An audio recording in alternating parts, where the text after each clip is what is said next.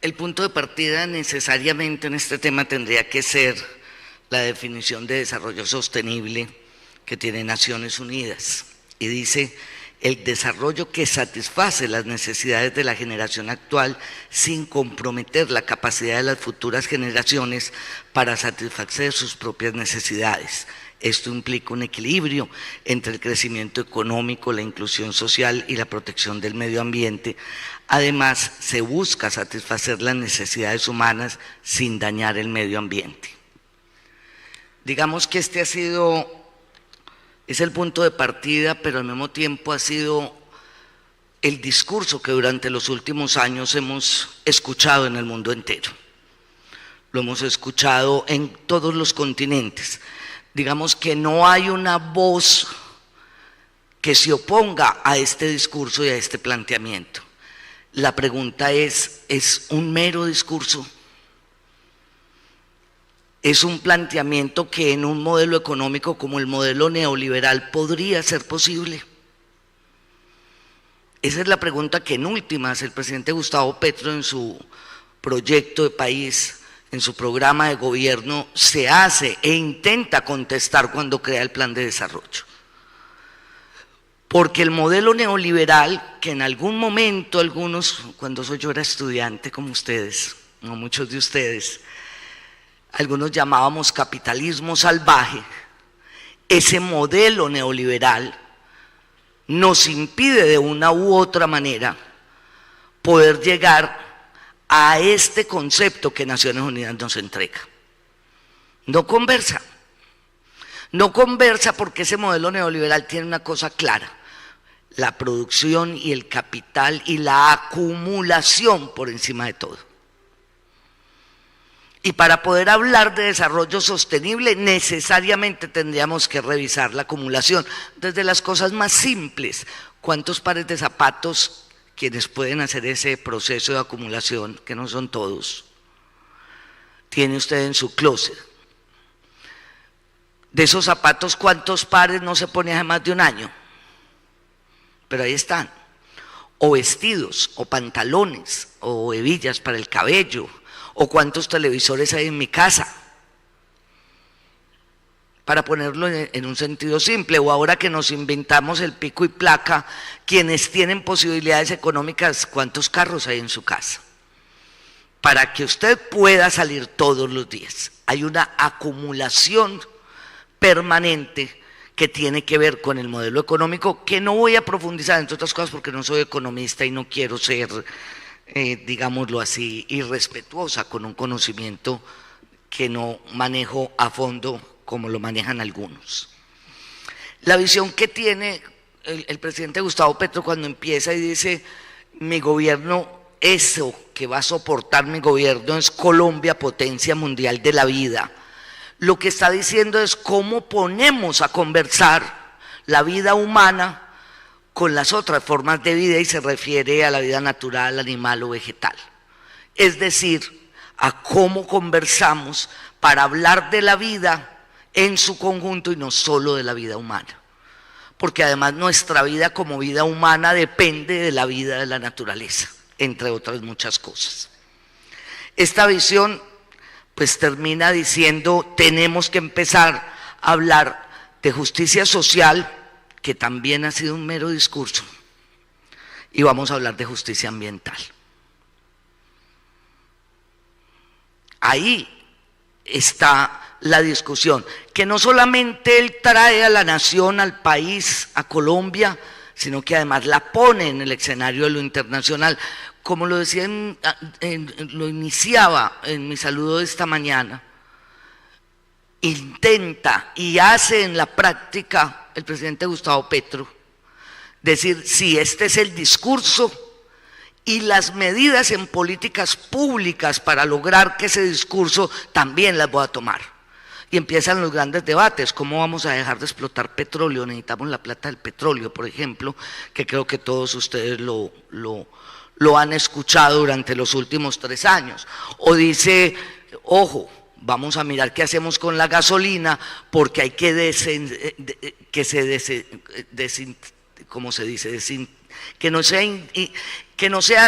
todos los días más fácil tener 3 carros en la casa para que el pico y placa, pues mi familia no lo cumpla.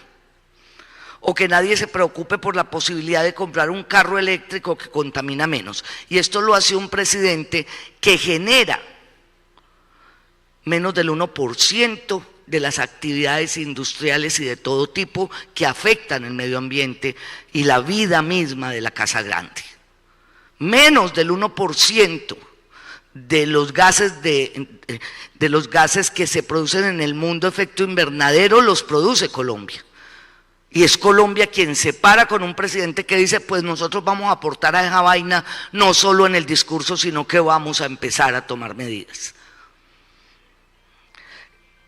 Desde la perspectiva del presidente entonces, Colombia será potencia mundial de la vida mediante un pacto histórico que de manera urgente cree un nuevo contrato social para el buen vivir y el vivir sabroso de todas las diversidades de la nación, para entrar por fin en una era de paz, cuyo rostro sea la democracia multicolor, expresión de los mandatos ciudadanos, se haga realidad la igualdad, la economía productiva que genere riqueza basada en el trabajo y la protección de la casa común. Ojo, porque aquí el presidente entra en otro asunto. La economía colombiana es fundamentalmente extractivista. Ese remedio de industrialización que tuvimos por allá, pues no es verdad. Nosotros no damos valor agregado a la materia prima. No tenemos industrialización grande en el país, pero además los productos agrícolas, que es lo que ha querido el presidente empezar a tomar camino y que hemos empezado a tomar camino, tampoco tienen valor agregado.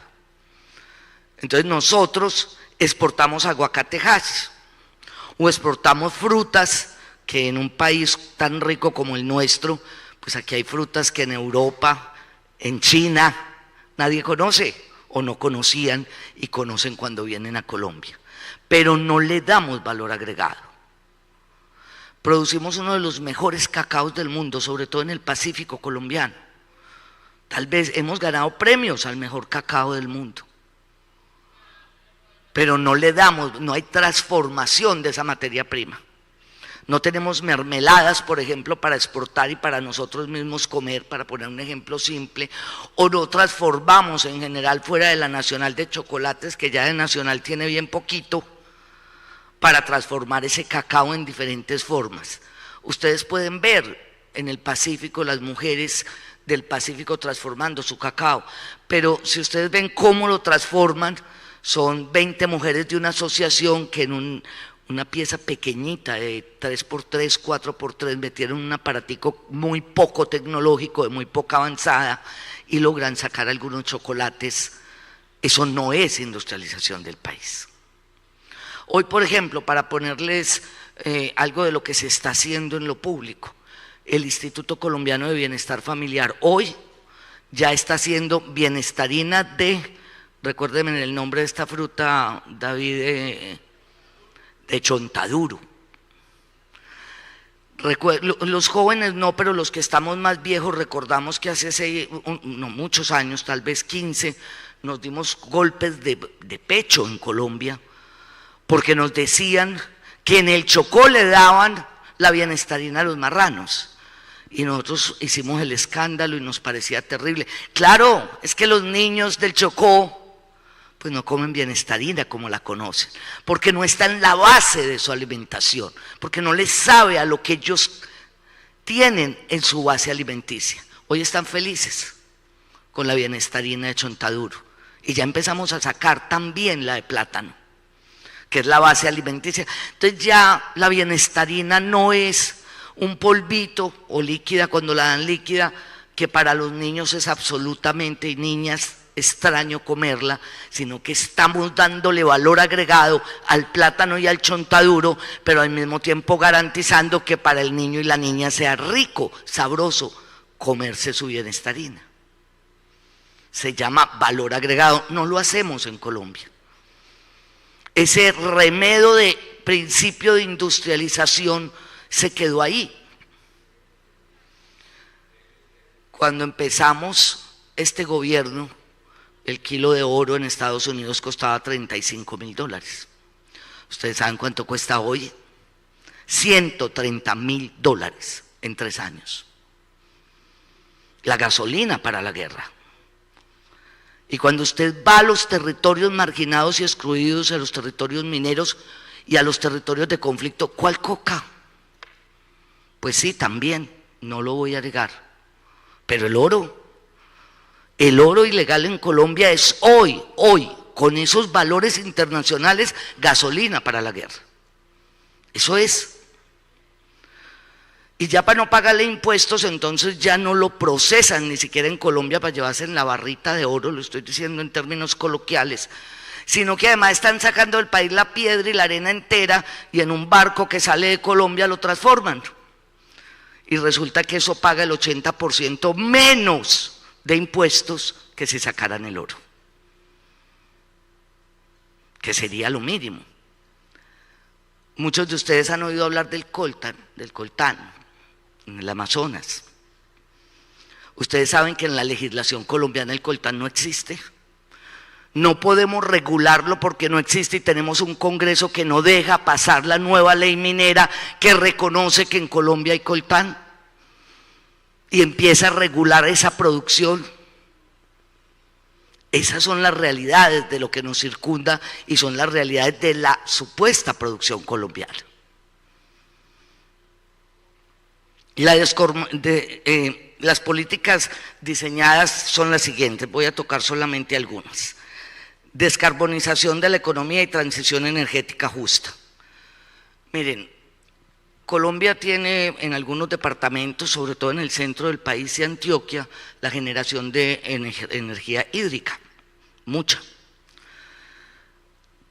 Ustedes saben cómo es la norma, la ley 142, para que nos cobren esa energía hídrica.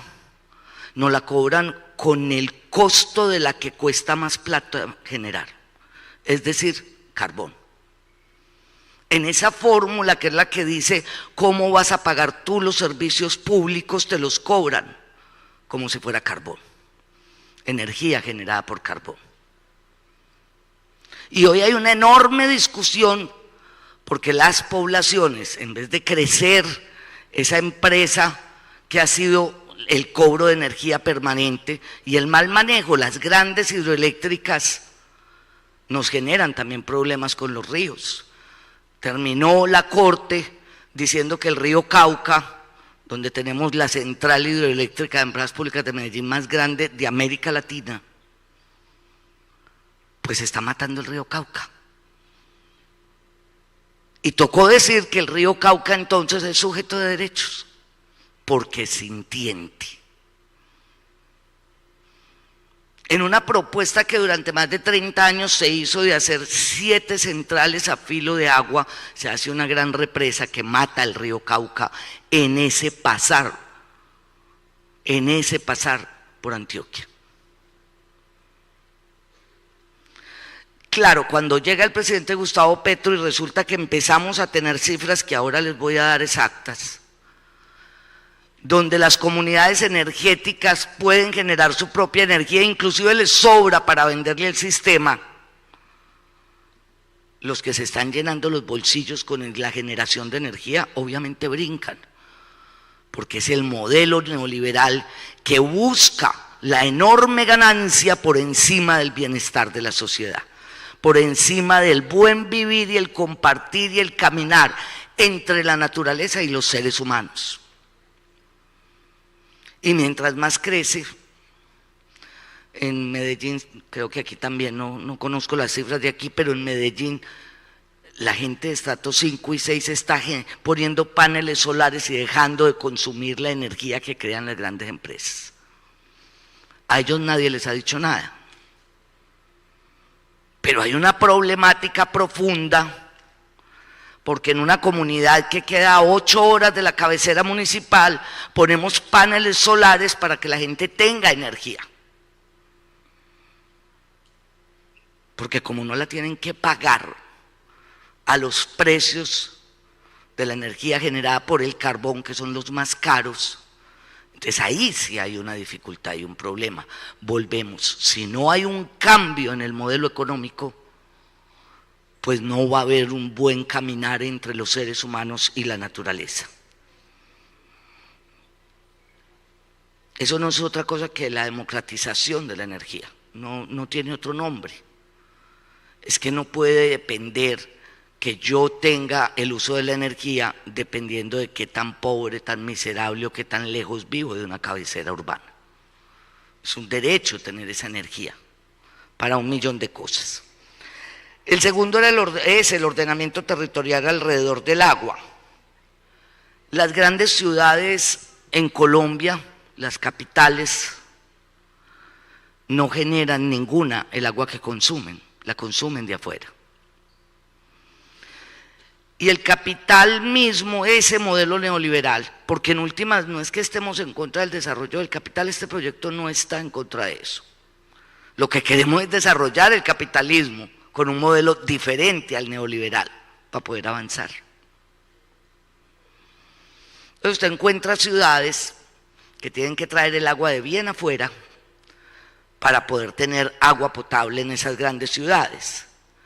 Y los grandes constructores no permiten que se haga un estudio profundo y real sobre la capacidad de carga que tienen esas ciudades.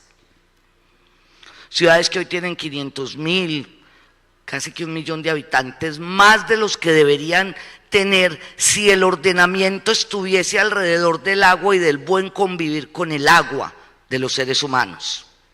Ahí también este gobierno ha avanzado. Y quiero leer este párrafo. Ordenaremos el territorio alrededor del agua como el camino fundamental en la planeación de la vida, más allá de las lógicas del mercado que segregan y depredan nuestras regiones. Impulsaremos las actividades productivas acordes con la población, la naturaleza y la armonía con prácticas culturales, los procesos organizativos comunitarios en función de la autonomía y la gobernanza ambiental del territorio. ¿Quién va a cuidar el medio ambiente en Colombia? ¿Quién va a cuidar el territorio? ¿Quién cuida las cuencas? Las CAR, que cuando van más lejos van a 2 horas del urbano.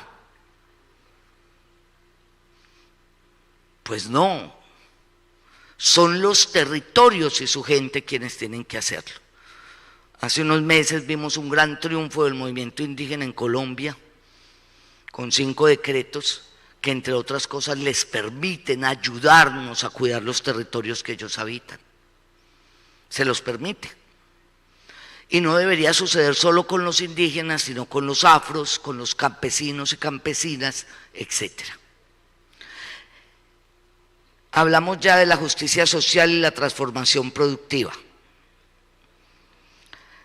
¿Cómo hacemos para hacer un tránsito de cómo producimos y para qué producimos en Colombia? Este gobierno logró convertir al campesinado colombiano en sujeto de derechos. Es decir, en la Constitución, que la defendemos, la Constitución del 91, este gobierno y nuestro presidente la defiende, pero no es perfecta. No existía el campesinado como sujeto de derechos en la Constitución de 1991. A nadie le interesaba, porque las guerras en Colombia desde su primer momento han sido por la tierra. Los españoles llegaron a matar indígenas para apropiarse de la tierra. Una y otra vez las guerras han sido alrededor de la tierra. Y la justicia social y la transformación de la producción en Colombia pasa por la democratización de la tenencia de la tierra. Lo que vemos en los territorios, en cada conflicto, que continúa el mismo, muta, cambian algunas cosas, pero llegaron los españoles a matar indígenas, después viene la guerra libertadora, después viene la guerra de los 1000 días, o la patria boba que llamamos algunos, me perdonan la ligereza histórica. Después llega la violencia entre liberales y conservadores, después aparecen los grupos guerrilleros, después aparecen los grupos paramilitares, y ahí vamos. Y hoy grupos al margen de la ley, a diestra y siniestra. Y cuando usted va a ver el fondo de eso, la democratización en la tenencia de la tierra se pone al centro. Se pone tan al centro que en 2025-24, eso pasó el año pasado, pues el campesino no existía en la Constitución Política de Colombia. Este gobierno puso a existir el campesino en la Constitución para poder democratizar la tenencia de la tierra, para poder volver a hablar de temas que también nos ayudan a cuidar la casa grande, como el hecho de que usted, perdóneme en el ejemplo tan burdo, tiene 1000 hectáreas para alimentar 10 vacas. Mientras estamos importando comida que podríamos bien con nuestros campesinos y campesinas estar produciendo en Colombia y dándole valor agregado si tuviéramos agroindustrialización en un país que tiene todos los pisos térmicos y casi que no hay nada que no pudiéramos producir. El rol del Estado y la cooperación internacional. El modelo neoliberal le quitó o intentó quitarle al Estado el protagonismo que tiene y que debería tener en la planificación de políticas públicas. Se lo quitó de un zarpazo, pero además con miles de mentiras. Entonces nos dijeron, no, necesitamos un Estado chiquito, eso tan grande no, eso es burocracia, bla, bla, bla. Y resulta que lo que hicimos, el Estado gigantesco sigue existiendo, compañeros y compañeras, o que son las OPS o contratos por prestación de servicios. Empresas como Empresas Públicas de Medellín tiene 26.000 servidores y vinculados a la empresa solo hay cerca de 6.000. Además rompiendo la normatividad, que se supone que usted en Colombia hay 2 cosas que no puede hacer. Tercerizar más del 50% de sus funcionarios es una de ellas. Y la otra es que toda función que sea misional no puede ser tercerizada. Eso no lo escribió el gobierno de Gustavo Petro, eso está en la legislación colombiana, violada una y otra vez. Y ustedes han visto a sus tías, sus tíos, sus papás, sus amigos, sus cercanos, trabajando por prestación de servicios. Hay gente en las alcaldías, en las gobernaciones y en el Estado nacional, en los ministerios, que lleva 20 años en prestación de servicios. 20 años. Entonces el cuento del Estado chiquito solamente fue para quitarle al trabajador colombiano garantías laborales reales en el mayor contratador que tiene esta nación, que es el gobierno nacional, departamental o municipal. Las relaciones internacionales se minimizaron. Colombia no ha tenido grandes relaciones y nuestros amigos de China no lo pueden decir. Ha sido difícil entrar a Colombia porque se ha minimizado la relación del Estado colombiano con el exterior casi que a un solo relacionamiento durante mucha parte de la historia. Ahora es que estamos abriendo el panorama y tenemos amigos como los chinos que quieren venir a ver cómo nos ayudan. Y otros países del mundo. La unidad latinoamericana la castigaron dándole cárcel a los presidentes alternativos que ha tenido América Latina. Así la castigaron. Y la posibilidad, por ahí alguien mencionaba los tratados de libre comercio y otros, el apoyo militar y muchas otras cosas, no han sido una relación de iguales para la cooperación de las naciones. Eso no ha pasado. Lo que ha sido una relación en que yo mando, el de afuera, y usted obedece. No una relación de cómo nos ayudamos. Y esa también es una propuesta del presidente Gustavo Petro. No es de rodillas como avanzamos en el desarrollo del país, sino de pie con todas nuestras capacidades y con la capacidad de entregarle a los amigos de otras naciones nuestras capacidades, pero también en igualdad de condiciones recibir de ellos. Esa es la propuesta en últimas que hace el presidente Gustavo Petro. El tema de la paz, cuando me falten 5 minutos me ayudan porque yo me voy encarretando y no paro. El tema de la paz. Lo voy a decir como lo diría mi abuela, paz con hambre no dura. Como los matrimonios. que terminan en guerra cuando hay hambre. Eso decía mi abuela y tiene razón.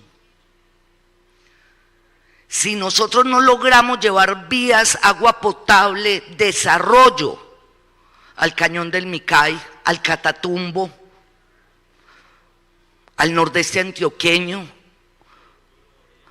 a todos los pueblos a orillas del río Magdalena, todo el Magdalena Medio, por ejemplo. Si no llevamos desarrollo y posibilidades de que mi hijo coma todos los días 3 veces, por lo menos. Mi hijo, miren, apenas ahora en muchas poblaciones colombianas los chicos y chicas pueden terminar el bachillerato. Antes hacían hasta eso se llama ya, estoy hablando de mi tiempo, perdón, 8º y 9º. Hoy hemos avanzado en que salgan y terminen su bachillerato y puedan pensar en la universidad. Eso lo íbamos a hacer, el presidente Gustavo Petro lo iba a hacer en 4 años, no, todo, no, eso es imposible. Y la transformación y el cambio necesita tiempo y espacio para poder avanzar.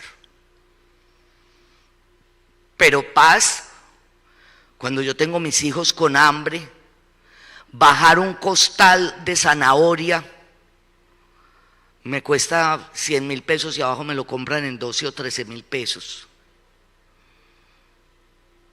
Pues no va a haber paz, porque siembro coca, la proceso, ya no hay laboratorios, eso lo hace la gente, los campesinos en su cocina. Y el señor que me la compra me toca la puerta y se la lleva y me la paga. Esa es la realidad. Aunque en las grandes ciudades abramos los ojos y nos parezca terrible hablar de esto, hay que ir al territorio para entenderlo. Esa es la realidad. Y si allí no empezamos a quitar los intermediarios, señores, miren, en Dabeiba hay una vereda que da como a 5 horas. Esto es un ejemplo, como hay 1000 en Colombia. Esas juntas de acción comunal a 5 horas de la cabecera municipal de Dabeiba, un municipio de Antioquia, la entrada de Urabá. Ellos crean, tienen cultivos de 5 diferentes formas de frijol. Yo en Bogotá, yo no sé ustedes aquí, compro entre 14 y 15.000 pesos el kilo de frijol. Que en mi tierra hace años era lo más barato, uno comía frijoles todos los días, ya no se puede. Pero a eso lo compro hoy. ¿Sabía cómo se lo compran a esos campesinos? A 3.000 pesos el kilo. 3.000. Lo que ellos en Bogotá le ven, o en Barranquilla, o en Medellín, venden a 12, 13, 14 o 15.000 pesos el kilo. No es posible que sigamos en esa situación. No es posible. No es posible que los estados anteriores hayan hecho tantos y tantos convenios internacionales que hoy el mejor frijol o el mejor maíz no lo puedo volver a sembrar porque me obligan a utilizar una semilla estéril que ya no sirve. Y que en el caso del frijol crea un frijol grande, bonito, que se demora como 20 horas en el fogón para ablandarlo. Las que somos amas de casa lo sabemos. Y se volvió un crimen que nuestros campesinos tengan semillas nativas cuando ellos hacen el ejercicio de recoger la cosecha y escogen las mejores frutos para volver a sembrar. Con esos precios y esas condiciones, ¿vamos a lograr la paz? Si esa montaña de Dabeiba tuviera vía, a ellos no les costaría 120.000 o 200.000 pesos bajar una cosecha. Hoy les cuesta 120, 150.000 pesos, pero además 5 horas en lo que podría hacerse entre 45 minutos y 1 hora. ¿De qué paz estamos hablando? ¿Cuál es la paz que queremos? ¿Es un problema de vencedores y vencidos? Porque eso es lo que el país tampoco ha logrado entender. ¿Cuál es el concepto de paz que desde la existencia misma de esta nación hemos tenido y nos han metido en la cabeza? la de vencedores y vencidos. Pues este gobierno piensa que no, yo pienso que no, que la paz no es otra cosa que la tramitación de los diferentes conflictos humanos que siempre existirán, se transforman y aparecen otros. Pero esos conflictos hay que tramitarlos y esa vaina no baila. Y para empezar a tramitarlos, lo primero que hay que llevar es agua potable, es vías de acceso, es comercialización justa. Miren, hoy tenemos todas las leyes en contra. ¿Ustedes saben cuánto se gasta el Estado colombiano en comida al año? Yo les voy a contar. 12 billones de pesos. Entre el PAE, cárceles y fuerzas militares. 12 billones de pesos anuales. ¿Saben a quién le compran? A Carulla, al Éxito, a las grandes superficies. Nos gastaríamos menos, pero además crearíamos justicia y desarrollo de nuestro campesinado si tuviéramos un sistema que nos permitiera que el Estado colombiano le comprara al campesino y a la campesina y no a las grandes superficies de ventas. Eso es construir la paz. Y que transformar aquello que se siembra también sea una posibilidad, y para eso necesitamos la industrialización del campo o la agroindustria, que tampoco ha sido posible sacar adelante. Me estoy encarretando, soy un peligro. Ordenamiento territorial ya lo hablamos. Voy a dar algunos datos que creo que es importante saber. El presidente viene hablando hace mucho rato de la posibilidad con el gobierno chino. Sé que tuvo esa conversación frente a cómo ante países desarrollados nosotros podemos pagar una parte de nuestra deuda externa con servicios ambientales. Ha sido un discurso que él ha estado todo el tiempo poniendo sobre la mesa. El presupuesto general de la nación este año 2025, miren la realidad colombiana, fue de 511 billones de pesos.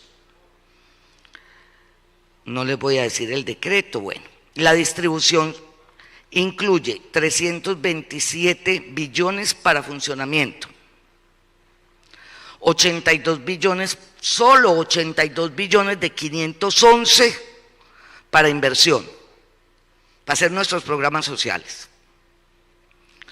Y 112.6 billones de pesos, no para pago de la deuda, sino solo para el pago del servicio de la deuda. 5 minutos, listo. Sino para el pago del servicio de la deuda. 112.6 billones anuales. Y no le estamos abonando a la deuda, estamos pagando el servicio de la deuda. Esto no tiene ningún sentido.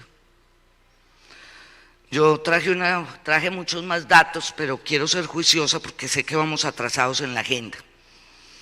Necesitamos volver a hablar del modelo de país que todos y todas queremos. Necesitamos hablar del cambio, necesitamos hablar de nuestras relaciones con los países hermanos, con los países amigos, con otras naciones del mundo, como hoy lo hacemos con China. Porque algunos seguimos soñando con que un día a mí ya no me va a tocar, ya estoy vieja. No me toca, pero de pronto a los jóvenes, hombres y mujeres que aquí sentados, sí. De pronto sí les toca una nación que respete la cultura, la identidad, pero que sea una gran nación mundial donde lo que importe y lo que se ponga al frente sean los seres humanos, la humanidad. Esta no es otra lucha, la que estamos dando y la que estamos proponiendo desde el gobierno del cambio. Algunos acompañarán este proyecto porque les gusta en lo técnico y lo académico. Mujeres como yo lo acompañamos desde el corazón.